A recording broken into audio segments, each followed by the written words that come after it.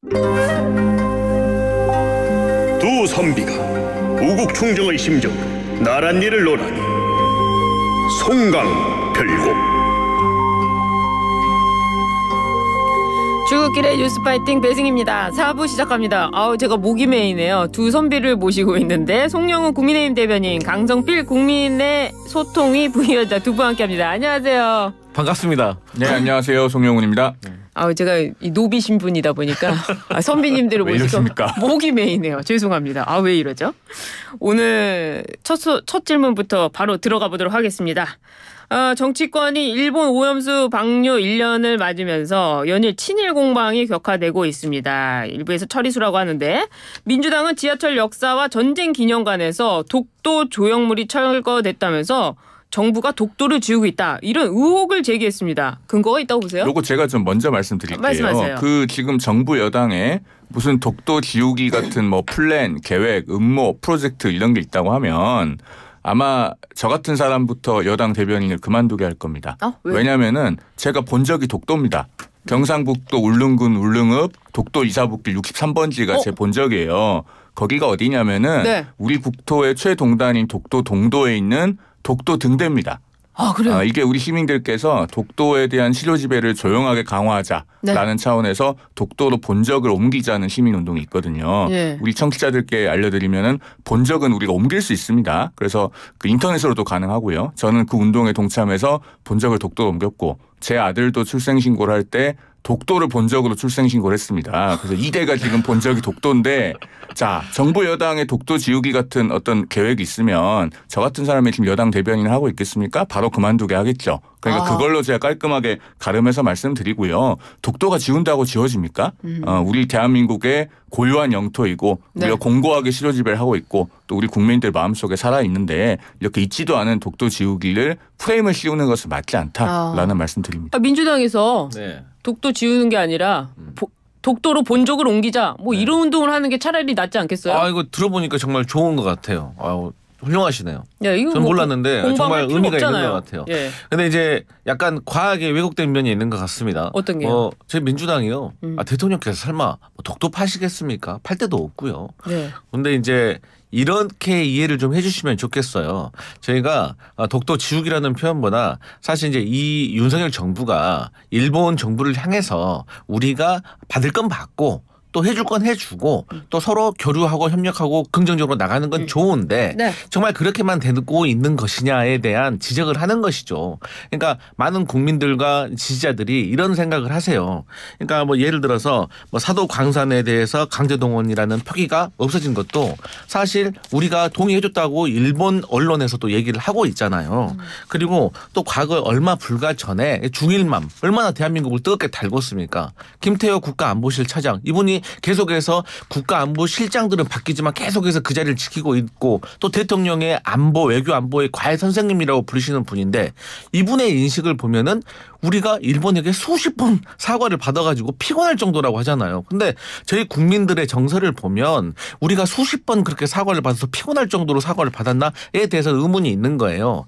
그러니까 그런 큰 틀이 있는 거고, 그리고 이제 세부적으로 들어갔을 때 뭐 기시다 총리가 이제 곧 방문할 수 있잖아요. 그런데 독도 조형물이 없어진 안국역은 일본 대사관 옆에 있습니다.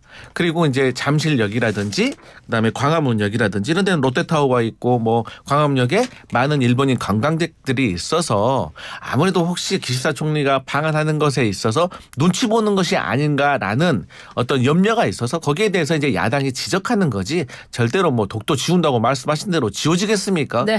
과한 표현이다. 아니 우리가 작년에도요 독도 방어 훈련을 2번 했어요. 1년에 2번씩 독도 방어 훈련을 합니다. 그 독도 수호 훈련을 하고 정작 일본 정부로부터 항의받았어요. 그러니까 독도를 지우려고 하는 정부면은 그렇게 할 이유가 없다. 그리고 독도에 대한 기본적인 우리 정부의 역대 정부의 일관된 기조는 우리가 그냥 실효 지배를 조용히 해나가면서 분쟁 지역화하지 않는 거예요. 근데 오히려 지금 민주당이 이렇게 독도 지우기니 뭐니 하고 뒤에 백보드 걸고 하는 것이 과연 독도를 지키는 것에 도움이 되는지는 한번 좀 생각해 보셨으면 좋겠다라는 말씀을 드리고 짧게만 덧붙이면은 한일 관계 보면요. 우리 지난번에 라인야오 사태가 한 5월쯤에 전국을 뜨겁게 달궜잖아요. 그거 결국 어떻게 됐습니까? 일본에서 지분 매각 요구 안 하기로 했잖아요. 그런 것처럼 우리가 일본과의 관계에서 일방적으로 뭘 주고 있는 게 아니고 기브 앤 테이크 하고 있다. 이런 말씀 드립니다. 맞아요. 일본 좀 조용히 만드는 것도 전략 중에 하나인데 또 이렇게도 생각할 수 있어요. 야당이 이렇게 또 시끄럽게 떠들어 줘야지 또 이 정부가 일본 정부하고 협상을 할 때 그 지렛대가 될 수 있는 거예요. 이거 실제적으로 외교 전략 중에 하나인 거고요.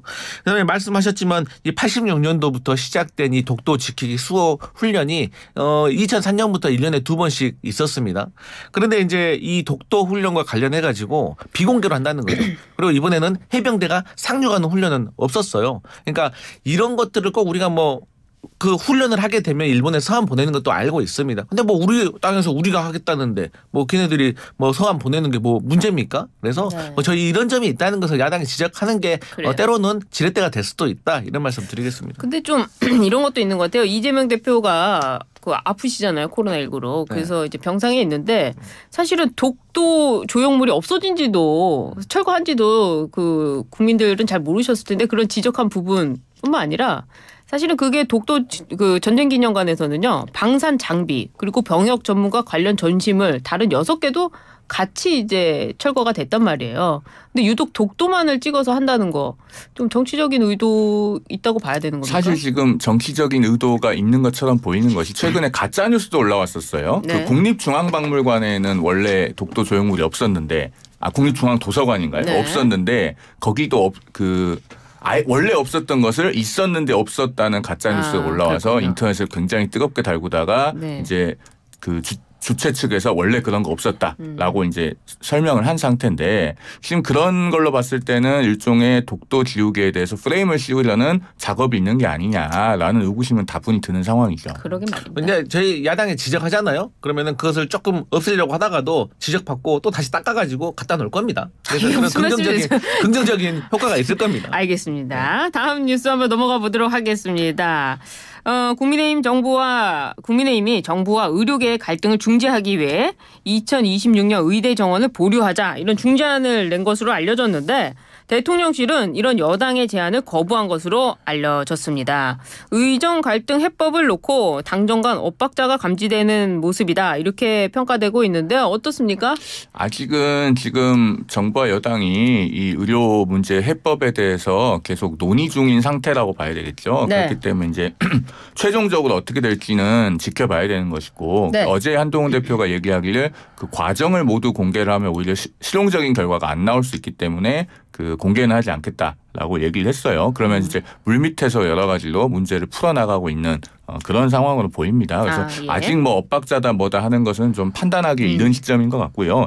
저는 이렇게 생각합니다. 이 의료 문제는 해결을 하려면 크게 한 4가지 조건이 동시에 충족이 돼야 돼요. 첫째로 일단 의료 공백을 해소할 수 있어야 되겠죠. 그다음에 두 번째로 이 의료 개혁 특히 의대 증원이라고 하는 목표는 살리고 대의는 유지할 필요가 있어요. 네. 우리는 10년 뒤에 의사가 부족하다고 판단해서 이 의료 개혁을 시작했고 국민들께서 사실 광범위하게 지지해오고 계시지 않았습니까? 네. 그리고 세 번째로 정부 정책의 신뢰성이 근본적으로 훼손되는 상황이 돼도 곤란해요. 그러니까 내년도 의대 정원은 이미 1,509명을 확정을 했고 이미 입시가 진행 중에 있습니다. 네. 그다음에 그렇다고 이 3가지만 되어서 되는 것도 아니고 네 번째로는 의료계가 뭔가 수긍하고 동의할 수 있는 안이 나와야 되겠죠. 그러면 이 4가지를 동시에 충족하는 안들이 사실은 상당히 까다롭습니다. 아마도 이 2026년 의대 증원 보류라고 하는 아이디어는 이 4가지 조건을 만족시키는 답을 찾다 보니 상당히 어렵게 나온 것이 아닌가 보이는데 일단은 정부와 여당도 대화 중이고 또 한동훈 대표가 지난 20일에 그 박단 전공의협회 비대위원장도 만나지 않았습니까? 그러면은 대화가 계속 진행 중이라고 봐야 되기 때문에 이건 좀 상황을 주시해 볼 필요가 있을 것 같습니다. 그래요. 어떻습니까? 일단 제 개인적인 생각입니다만 대통령께서는 1,500명 정도의 증원에 대해서 어쨌든 결과적으로 따지면 성공을 했잖아요. 이건 이제 바꿀 수가 없는 문제잖아요. 그런데 여기에 있어서 이것을 철회하라고 하면 제가 만약에 대통령실에 참모라고 하더라도 정무적으로는 그건 맞지 않다고 판단할 것 같아요. 그러면 이런 상황에서 어떤 방법이 있겠느냐. 저는 어쨌든 그러면 대통령과 정치권이 하나로 묶여가지고 의사협회를 설득을 해야 돼요. 우리가 지난 몇십 년간 이게 안 됐으니까 국민의 정서도 의사를 증언해야 된다는 게 있어서 우리가 피치 못하게 이번에는 했다. 하지만 2026년도는 정상화를 한다든가 어떤 의사업계의 요구를 전폭적으로 우리가 다 수용하겠다. 이런 식으로 접근을 해야 되는 거거든요. 그런데 지금 대화의 채널 자체가 막혀 있는 거예요. 왜냐하면 지금 의협 회장도 단식 들어간다고 하고 그분들도 지금 현재 보건복지부 차관이라든지 이런 데서 경질을 요구하잖아요. 근데 그때 선거 전에는 하지 못했다고 하지만 저는 이제 요 정도의 긴박한 상황이 되면 네. 좀 선수 교체를 좀 하는 것이 좋다. 근데 그 선수 교체를 하면서 한동훈 대표가 좀 등장을 했다고 저는 보거든요. 네. 그러면 한동훈 대표로서는 아무래도 저는 이재명 대표하고 여기에 대해서 긴밀하게 협업을 해야 됩니다.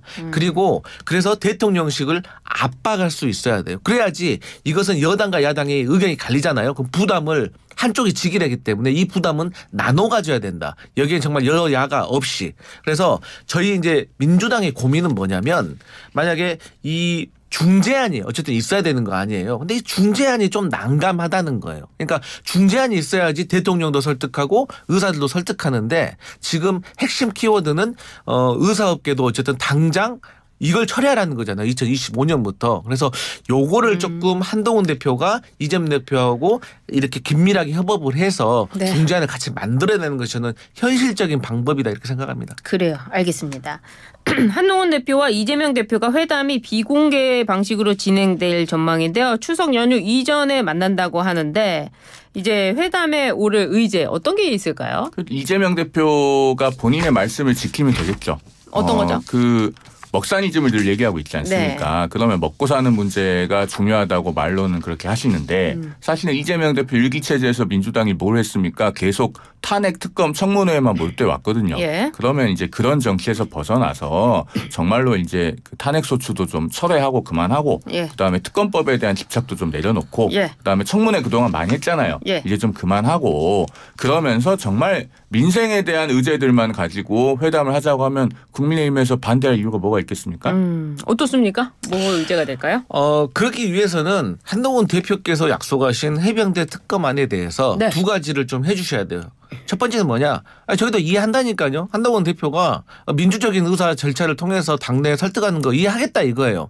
하지만 일이 시작이 있으면 끝이 있어야죠. 내가 언제까지 하겠다라고 말은 하셔야지. 언제 계속 기다리라고 그 야당의 어떤 로드맵에 우리가 휘말릴 필요 없다. 이런 식으로 말하는 거는 진정성이 없다. 언제까지 할 건지에 대해서 좀 분명히 해 주셔야지 저희도 거기에 대해서 조용히 기다리든지 할 것이고 또 그런 차원에서 한편 하나 더 말씀드리면 위헌적인 특검안이라고 하시면 본인이 위헌이 없는 것을 특검안을 발의하세요.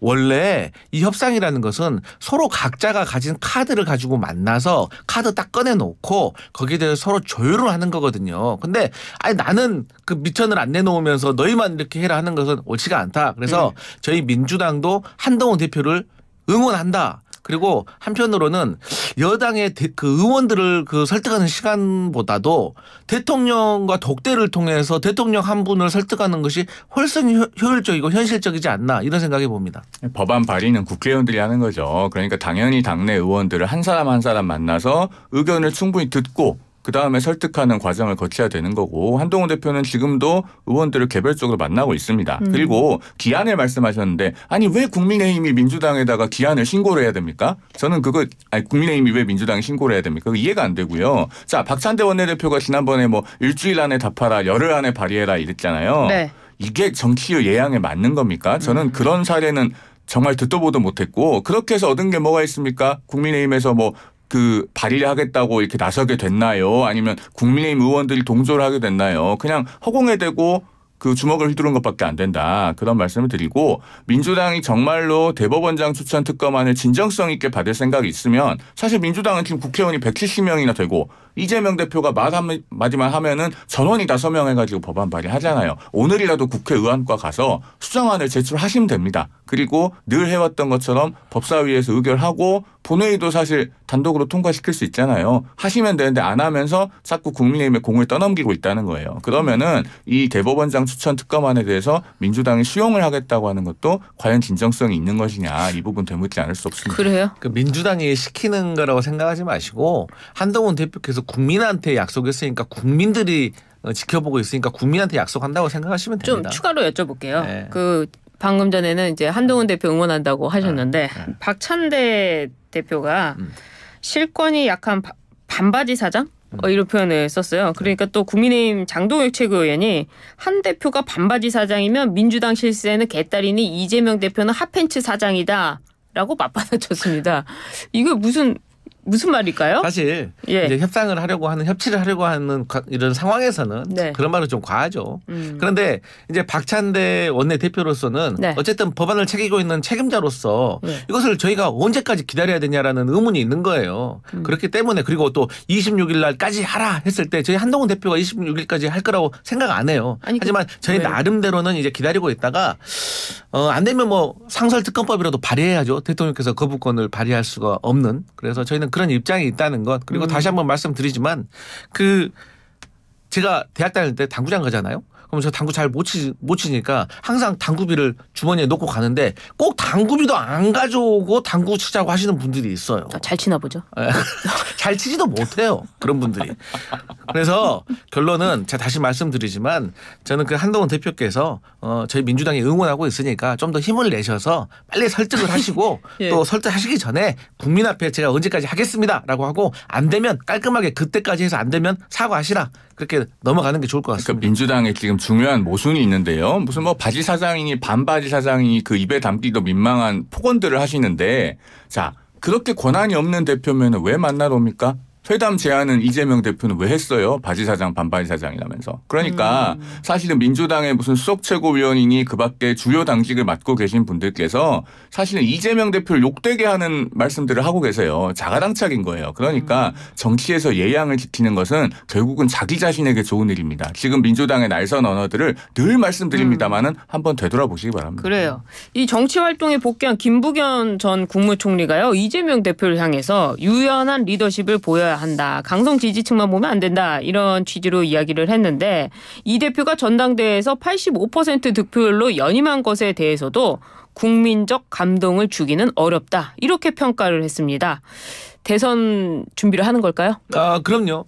그러니까 대통령께서 김경수 전 지사를 복권을 했잖아요. 네.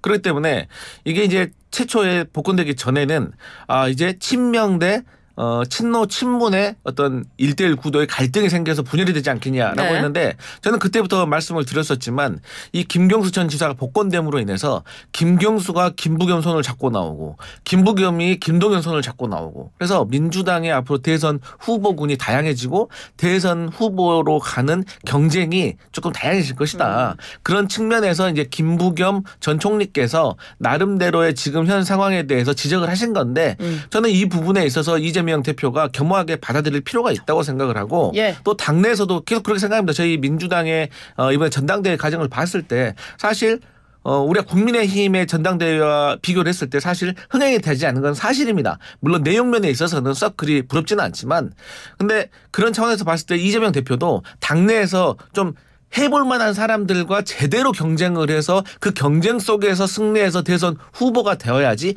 본인이 본선에서도 더 제대로 된 역할을 할 수 있기 때문에 이 부분에 있어서는 다행히 친명 측에서도 뭐 그렇게 나쁘게 바라보지는 않고 있는 분위기다, 이렇게 말씀드리겠습니다. 그래요? 어떻습니까? 다양해질 거라고 하셨는데 과연 민주당의 대선 후보군이 다양해질 수 있을까요? 그 정봉주 후보조차도 이재명 대표 같은 사람은 대통령이 돼서는 안 된다. 그 말 한마디 하고 2등에서 6등이 돼가지고 최고위원 진입도 못했습니다. 그리고 민주당의 작년 연말 올해 초까지만 해도 뭐가 있었습니까? 소위 삼총리 연대설이라고 하는 게 있었죠. 이낙연, 정세균, 김부겸 이 세 분을 합치면은 지금 거론되고 있는 김동연, 김경수, 김부겸 이분들보다 정치적 체급이 더 높아요. 그런데 그 삼총리 연대도 성사가 안 되고 결국은 김부겸 총리는 뭘 했냐. 상임선대위원장을 맡으면서 이재명 대표 일극 체제를 강화하는 그런 도우미 역할을 수행했습니다. 사실은 선대위원장 하면서 양문석 의원, 지금 의원이 됐죠. 예. 양문석 후보, 김준혁 후보 논란이 굉장히 많은 후보들이 있었는데 그 후보들조차 정리를 못했잖아요.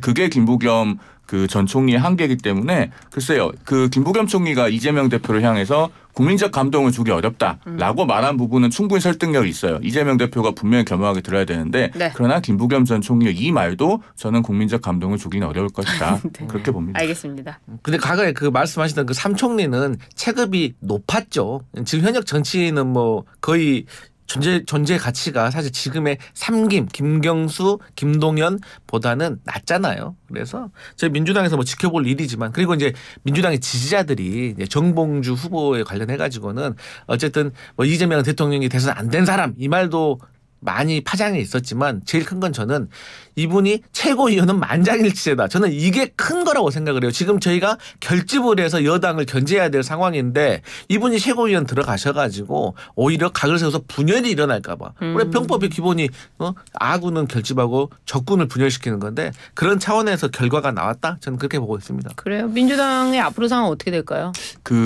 우리가요. 정치를 볼 때 항상 그런 게 있어요. 비주류가 되면은 뭔가 좀 더 온건하고 그래도 더 긍정적인 것처럼 보이는 착시 효과가 있습니다. 지금 민주당에도 그런 게 저는 있다고 생각을 하는데요.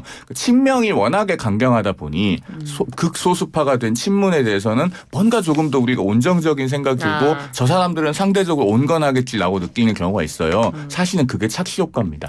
친문의 대장은 누굽니까? 문재인 전 대통령이잖아요. 예. 옛날에 문자 폭탄에 대해서 뭐라고 했어요? 경쟁을 흥미롭게 만들어주는 양념 같은 거라고 했잖아요. 그래. 제가 여기까지만 하겠습니다. 알겠습니다. 오늘 딱 시간을 맞춰주셨습니다. 송강별곡 문을 닫아야 되는 시간입니다. 강성필 민주당 국민소통위 부위원장, 송영훈 국민의힘 대변인 두 분 말씀 잘 들었습니다. 감사합니다. 감사합니다. 고맙습니다. 도드람 모델 박하선 류수영입니다. 돼지고기는 누구랑?